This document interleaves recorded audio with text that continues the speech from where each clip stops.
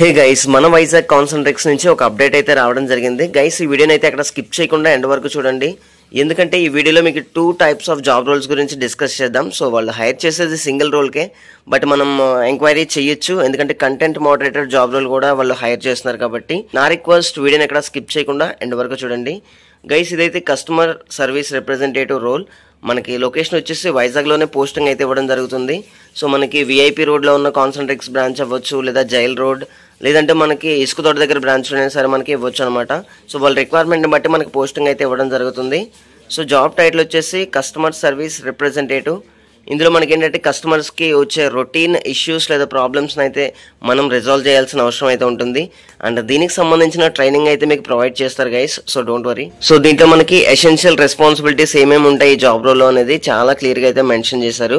So మనకి ఇచ్చిన KPI ప్రకారం కస్టమర్స్కి మనం సర్వీసెస్ అయితే డెలివర్ చేయాల్సిన అవసరం అయితే ఉంటుందండి.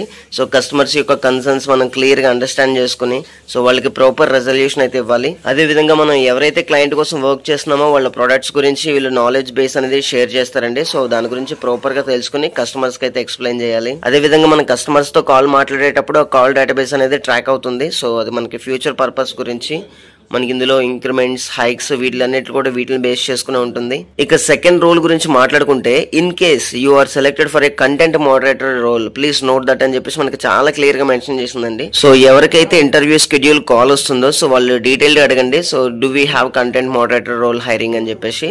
సో ఇందులో అయితే మనకి జాబ్ రోల్ రెస్పాన్సిబిలిటీస్ ఎలా ఉంటాయంటే, ఎక్స్ప్లిసిట్ కంటెంట్ అయితే మనకు ప్రొవైడ్ చేస్తారండి. ఇంక్లూడింగ్ టెక్స్ట్ అవ్వచ్చు, పిక్చర్స్ అవ్వచ్చు, వీడియోస్ అవ్వచ్చు. సో దాంట్లో సెన్సిటివ్ కంటెంట్ని అనేది మనం అబ్జర్వ్ చేసి వాటికి అయితే మనం రేటింగ్ ఇవ్వాలి, రివ్యూస్ రాయాలి. సో మనకి కంటెంట్ మోడరేటర్ అంటే మీకు ఆల్మోస్ట్ తెలుసు, చాలా వరకు జెన్పాక్ట్ కానీ లేకపోతే కాగ్నిజెంట్ కానీ హైర్ చేస్తూ ఉంటుంది.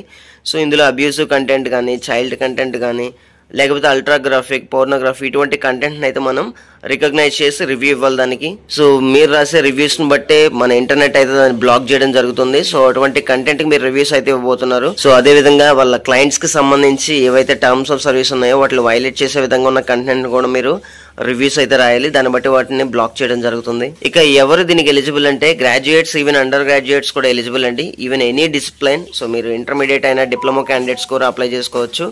0 to 3 years of relevant experience అడిగారు. సో ఫ్రెషర్స్ కూడా అప్లై చేసుకోవచ్చు అండి.